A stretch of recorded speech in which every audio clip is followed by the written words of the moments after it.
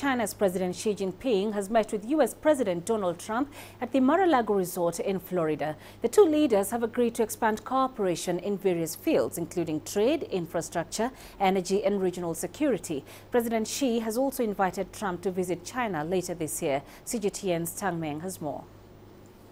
A meeting between leaders of the world's two largest economies, coming together in a bid to chart the course of bilateral ties. Chinese President Xi Jinping, alongside Madame Peng Liyuan and a Chinese delegation, arrived in Florida on Thursday for the first meeting between the Chinese president and U.S. President Donald Trump. President Xi said he has kept in close contact with Donald Trump via telephone and letters, and added that he is ready to work with his U.S. counterpart to push forward China-U.S. relations from a new starting point. After meeting with Trump at his Mar-a-Lago estate, President Xi said that there are 1,000 reasons to make the China-U.S. relationship work, and no reason to harm it. Xi added that ever since the normalization of China-U.S. relations 45 years ago, bilateral ties have made great progress and brought enormous and pragmatic benefits to both nations' peoples, in spite of occasional ups and downs. President Xi said a strong and friendly relationship between China and the U.S. is in line with the interests of the people of both countries, and cooperation is the correct and only choice for China and the U.S.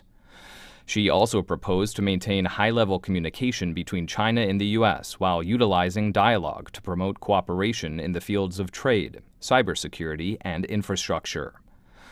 When talking about working together to tackle transnational crimes, Xi said the two sides should enhance communication and coordination within current multilateral frameworks, including the United Nations, G20 Group, and Asia-Pacific Economic Cooperation, to help maintain peace, stability, and prosperity in the world. The Chinese president also invited President Donald Trump to visit China sometime later this year. After accepting, Trump said he hoped to make the trip soon. Trump added that China has achieved great success in its development under the leadership of President Xi and has won the respect of the international community. Trump also said he and President Xi had developed a personal friendship and hoped the two leaders can help promote the development of bilateral ties together. President Xi and President Trump are expected to get into more detailed discussions about trade and foreign policy issues on Friday, concluding their summit with a working lunch. Meng, CGTN. Let's get you more about that meeting now. CGTN's Sean Calebs is standing by from Florida. Sean, what are the key highlights of the meeting between the Chinese and U.S. presidents? Well, I think that the Chinese leadership came in here hoping to find a productive way to move forward, to find something positive. There's been a lot of hyperbole that came from Donald Trump when he was on the campaign trail, and then, of course, from President Trump as well as some of his senior advisors during the short time that he has been in office. We can tell you that both presidents came out a short while ago after meeting this morning. They had a meeting at 10:30 with quite a number of aides. Then that number was pared down for another half-hour meeting at 11:30. Then they came out and spoke briefly to the media. Both of them had very positive things to say about the way the talks went. Donald Trump saying that he thought this was the beginning of a great friendship.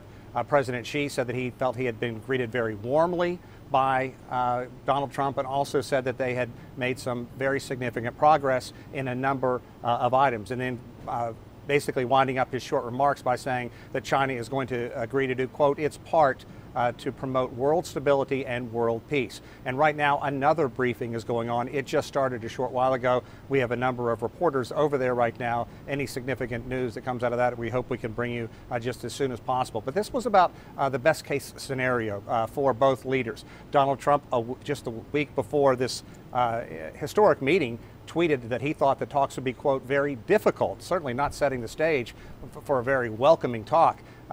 President Xi Jinping has been on the global stage for a number of years now. He has a close-knit staff. They've encountered problems and encountered difficult negotiations globally for some time now. So they came here wanting to find a way to move forward, and indeed that apparently has happened. In terms of specifics, we don't know exactly what, but we do know that President Xi and his entourage have indicated they want to have more financial investment in the United States. That's going to be something Donald Trump wants to hear. He's been very concerned and very critical about the trade disparity between the two nations. For their part, Chinese leaders say they don't believe that the trade disparity adversely affects the U.S. economy, and it's something that just has happened through the free market. Both with the growing middle class in China, they believe that the situation is right to take in more exports from the U.S., more investment in the United States, something that's going to be very important. We can tell you that a number of reporters were asking questions about the DPRK. How will the two leaders move forward on that?